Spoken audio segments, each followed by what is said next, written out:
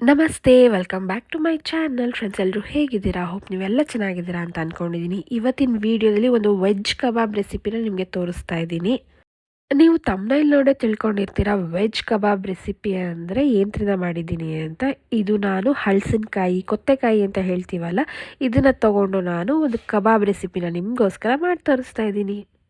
ಈ ಒಂದು ಕಬಾಬ್ ರೆಸಿಪಿ ಮೇಲೆ ಕ್ರಿಸ್ಪಿಯಾಗಿ ಒಳಗೆ ಸಾಫ್ಟಾಗಿ ತುಂಬಾ ಚೆನ್ನಾಗಿರುತ್ತೆ ತಿನ್ನೋದಕ್ಕೆ. ಹಾಗಿದ್ರೆ ಬನ್ನಿ ವಿಡಿಯೋ ಸ್ಟಾರ್ಟ್ ಮಾಡೋಣ. ನಾನು ಹೇಗೆ ಈ ಕಬಾಬ್ ಮಾಡಿದೆ ಅಂತ ತೋರಿಸ್ತೀನಿ. ಮೊದಲನೇದಾಗಿ ನಾನು ಕೊತ್ತೆಕಾಯಿನ ತೊಗೊಂಡಿದ್ದೀನಿ. ಕೊತ್ತೆಕಾಯಿ ಅಂತ ಅಂದರೆ ಹಲಸಿನಕಾಯಿ 1 kg ಬರುತ್ತಲ್ಲ, ಆ ರೀತಿ ಒಂದು ಪುಟ್ಟದಾದ ಒಂದು ಹಲಸಿನಕಾಯಿನ ತೊಗೊಂಡು ನೀಟಾಗಿ ಮೇಲಿರೋ ಸಿಪ್ಪೆನೆಲ್ಲ ತೆಗೆದು ಈ ರೀತಿ ಚಿಕ್ಕ ಚಿಕ್ಕದಾಗಿ ಕಟ್ ಮಾಡ್ಕೊತಾ ಇದ್ದೀನಿ.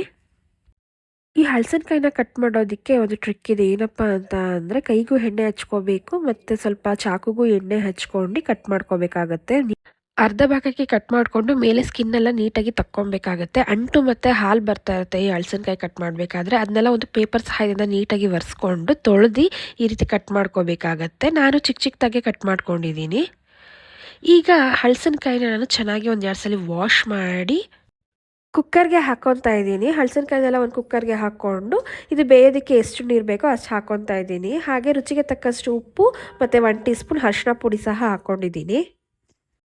ಕುಕ್ಕರ್ ಲಿಡ್ನ ಕ್ಲೋಸ್ ಮಾಡಿ 1 ವಿಷಲ್ ತೆಗೆಸ್ಕೊತೀನಿ. ಯಾಕಂತ ಅಂದರೆ ಚೆನ್ನಾಗಿ ಬೇಯಬೇಕು ಈ ಹಲಸಿನಕಾಯಿ. ಚೆನ್ನಾಗಿ ಬೆಂದರೆ ಮಾತ್ರ ತುಂಬ ಟೇಸ್ಟಿ ಇರುತ್ತೆ ಮತ್ತು ಹೊಟ್ಟೆ ನೋವು ಸಹ ಬರಲ್ಲ. ಈ ಬೇಯ್ದೆಲೆ ನಾವು ಹಾಗೆ ಮಾಡ್ಕೊತೀವಿ ಅಂದರೆ ಹೊಟ್ಟೆ ನೋವು ಬಂದುಬಿಡುತ್ತೆ. ಸೊ ನೋಡಿ ಫ್ರೆಂಡ್ಸ್, ಇವಾಗ 1 ವಿಷಲ್ ಕೂಗಿಸ್ಕೊಂಡಿದ್ದೀನಿ. ಎಷ್ಟು ಸಾಫ್ಟಾಗಿ ಬೆಂದಿದೆ ಅಂತ. ಇದೇ ರೀತಿ ಬೇಯಿಸ್ಕೊಂಡು ನಾವು ಕಬಾಬ್ನ ಮಾಡ್ಕೋಬೇಕಾಗತ್ತೆ. ಈಗ ನೀರನ್ನೆಲ್ಲ ಡ್ರೈನ್ ಮಾಡಿಕೊಂಡೆ, ಅಂದರೆ ನೀರನ್ನೆಲ್ಲ ಸಪ್ರೇಟ್ ಮಾಡ್ಕೊಂಡಿದ್ದೀನಿ. ಸ್ವಲ್ಪ ತಣ್ಣಗಾಗ್ಬಿಡ್ತೀನಿ ಈ ಹಲಸಿನಕಾಯಿನ.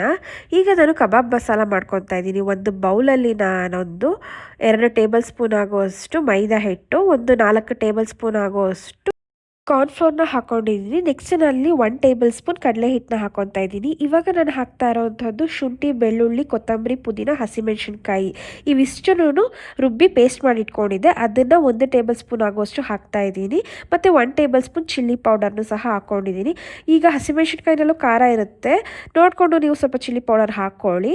ಮತ್ತು ಸ್ವಲ್ಪ ರುಚಿಗೆ ತಕ್ಕಷ್ಟು ಉಪ್ಪು, ಗರಂ ಮಸಾಲಾನ ಹಾಕ್ತಾ ಇದ್ದೀನಿ. ಇಷ್ಟನ್ನು ಹಾಕಿ ಡ್ರೈ ಮಿಕ್ಸ್ ಮಾಡ್ಕೊತೀನಿ ಫಸ್ಟ್ ನಾನು. ಡ್ರೈ ಮಿಕ್ಸ್ ಆದ ನಂತರ ಒಂದು ಸ್ವಲ್ಪ ಮೊಸರನ್ನ ಹಾಕಿ ಕಲಿಸ್ಕೊತೀನಿ. ಅಂದರೆ ನೀರು ಹಾಕಕ್ಕೆ ಹೋಗ್ತಾ ಇಲ್ಲ ನಾನು. ಮೊಸರು ಎಷ್ಟು ಬೇಕು ಇದನ್ನು ನೀಟಾಗಿ ಪೇಸ್ಟ್ ರೀತಿ ಕಲಿಸೋದಕ್ಕೆ ಎಷ್ಟು ಬೇಕೋ ಅಷ್ಟು ಮೊಸರನ್ನ ಹಾಕಿ ನೋಡಿ ಎಷ್ಟು ಚೆನ್ನಾಗಿ ಕಲಿಸ್ಕೊಂಡಿದ್ದೀನಿ. ಆ್ಯಕ್ಚುಲಿ ನಾನು 1 ಟೇಬಲ್ ಸ್ಪೂನ್ ಅಕ್ಕಿ ಹಿಟ್ಟು ಹಾಕಿ ಮತ್ತೆ ಕಲಿಸ್ತೀನಿ. ಯಾಕಂತಂದರೆ ಆವಾಗಲೇ 1 ಟೇಬಲ್ ಸ್ಪೂನ್ ಅಕ್ಕಿ ಹಿಟ್ಟು ಹಾಕೋದು ಮರ್ತೋಗಿತ್ತು, ಅದಕ್ಕೆ ಈಗ ಹಾಕ್ತಾಯಿದ್ದೀನಿ. ನಾನು ಯಾವ ರೀತಿ ಕಬಾಬ್ ಮಸಾಲನ ಕಲಿಸ್ಕೊಂಡಿದ್ದೀನಿ ಅಂದರೆ ತುಂಬ ಗಟ್ಟಿಗೂ ಅಲ್ಲ, ತುಂಬ ತೆಳುವಾಗೂ ಅಲ್ಲ, ಒಂದು ಮೀಡಿಯಮ್ ಆಗಿ ಕಬಾಬ್ ಮಸಾಲನ ಕಲಿಸ್ಕೊಂಡಿದ್ದೀನಿ. ನಂತರ ನಾನು ಶೋಧಿಸಿಟ್ಕೊಂಡಿರುವಂತಹ ಹಲಸಿನಕಾಯಿ, ಅಂದರೆ ನೀರನ್ನೆಲ್ಲ ಸಪ್ರೇಟ್ ಮಾಡಿ ಇಟ್ಕೊಂಡಿದ್ನಲ್ಲ, ಆ ಹಲಸಿನಕಾಯಿನ ಈ ಒಂದು ಕಬಾಬ್ ಮಸಾಲಾಗೆ ಹಾಕಿ ಚೆನ್ನಾಗಿ ಮಿಕ್ಸ್ ಮಾಡ್ಕೊತಾ ಇದ್ದೀನಿ. ನೋಡಿ ಈ ರೀತಿ ಮಿಕ್ಸ್ ಮಾಡಿ ಇಟ್ಕೊಂಡಿದ್ದೀನಿ. ನೆಕ್ಸ್ಟ್ ನಾನಿಲ್ಲಿ ಎಣ್ಣೆನ ಬಿಸಿ ಮಾಡೋಕೆ ಇಟ್ಕೊಂಡಿದ್ದೀನಿ. ಇವನ್ನೆಲ್ಲ ಇವಾಗ ಈ ಎಣ್ಣೆ ಒಳಗೆ ಹಾಕಿ ಕರಿತೀನಿ. ಎಣ್ಣೆನ ಬಿಸಿ ಮಾಡಿಕೊಂಡು ಬಿಸಿಯಾದ ನಂತರ ಎಣ್ಣೆ ಮೀಡಿಯಮ್ ಫ್ಲೇಮ್ ಮಾಡಿ ಸ್ಟವ್ನ ಈ ರೀತಿ ಒಂದೊಂದೇ ಪೀಸ್ನ ಹಾಕಿ ಡೀಪ್ ಫ್ರೈ ಮಾಡ್ಕೋಬೇಕಾಗತ್ತೆ. ನೀವು ನೋಡ್ತಾ ಇರಬಹುದು ಎಣ್ಣೆಯಲ್ಲಿ ಸ್ವಲ್ಪನೂ ಸಹ ಮಸಾಲೆ ಬಿಟ್ಕೊಂಡಿಲ್ಲ, ತುಂಬ ಚೆನ್ನಾಗಿ ಫ್ರೈ ಆಗ್ತಾ ಇದೆ. ಕೋಟಿಂಗ್ ತುಂಬ ಚೆನ್ನಾಗಾಗಿದೆ. ಎರಡೂ ಕಡೆ ಚೆನ್ನಾಗಿ ಡೀಪ್ ಫ್ರೈ ಮಾಡ್ಕೋಬೇಕು, ಚೆನ್ನಾಗಿ ಬೇಯಬೇಕು. ಇದು ಅಂದರೆ ಎಣ್ಣೆಲಿ ಚೆನ್ನಾಗಿ ಫ್ರೈ ಆಗಬೇಕು. ಎರಡೂ ಕಡೆ ಚೆನ್ನಾಗಿ ಡೀಪ್ ಫ್ರೈ ಆದ ನಂತರ ಹಲಸಿನಕಾಯಿ ಕಬಾಬ್ ರೆಡಿ ಆಗುತ್ತೆ ತಿನ್ನೋದಕ್ಕೆ. ತುಂಬಾ ಟೇಸ್ಟಿಯಾಗಿರುತ್ತೆ. ಪ್ಯೂರ್ ವೆಜಿಟೇರಿಯನ್ ಕಬಾಬ್ ಇದು. ಸೊ ಫ್ರೆಂಡ್ಸ್, ಸಾಮಾನ್ಯವಾಗಿ ಹಲಸಿನಕಾಯಿನಲ್ಲಿ ಕಬಾಬ್ ಅಷ್ಟೇ ಅಲ್ಲ, ಹಲಸಿನಕಾಯಿ ಪಲ್ಯ, ಹಲಸಿನಕಾಯಿ ಸಾಂಬಾರು, ಹಲಸಿನಕಾಯಿನಲ್ಲಿ ಬಿರಿಯಾನಿ, ಹಲಸಿನಕಾಯಿ ಚಿಪ್ಸು ಇವೆಲ್ಲವನ್ನು ಈ ಒಂದು ಹಲಸಿನಕಾಯಿನಲ್ಲಿ ನಾವು ಮಾಡ್ಕೋಬಹುದು, ರುಚಿಯಾಗಿ ಮಾಡ್ಕೋಬಹುದು. ಮತ್ತು ಆರೋಗ್ಯಕ್ಕೂ ಅಷ್ಟೇ ಒಳ್ಳೆಯದು ಈ ಹಲಸಿನಕಾಯಿ.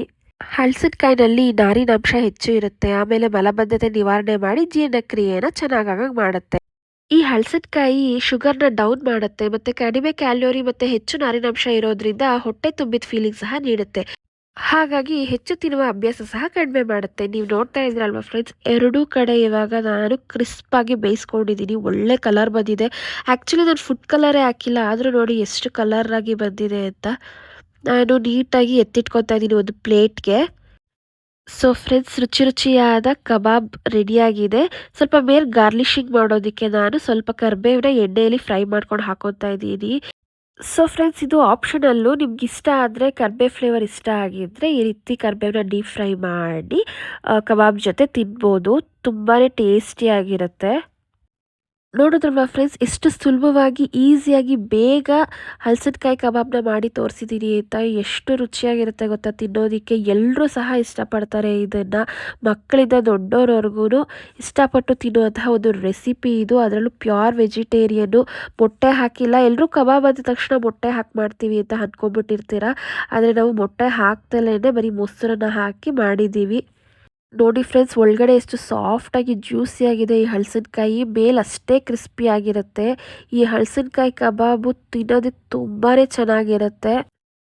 ಸೊ ನೋಡೋದಲ್ವಾ ಫ್ರೆಂಡ್ಸ್, ಈ ಹಲಸಿನಕಾಯಿ ಕಬಾಬ್ ರೆಸಿಪಿ. ಇವತ್ತಿನ ಈ ರೆಸಿಪಿ ನಿಮ್ಗೆ ಇಷ್ಟ ಆಗಿದ್ದಲ್ಲಿ ವಿಡಿಯೋಗೆ ಒಂದು ಲೈಕ್ನ ಮಾಡಿ, ಫ್ಯಾಮಿಲಿ ಫ್ರೆಂಡ್ಸ್ಗೆ ವಿಡಿಯೋನ ಶೇರ್ ಮಾಡಿ, ಮತ್ತು ನೀವು ಒಂದ್ಸಲಿ ಮನೇಲಿ ಈ ಹಲಸಿನಕಾಯಿ ಕಬಾಬ್ನ ಟ್ರೈ ಮಾಡಿ ನೋಡಿ ಹೇಗೆ ಬಂತು ಅಂತ ನಮಗೆ ಕಮೆಂಟ್ ಮೂಲಕ ತಿಳಿಸಿ.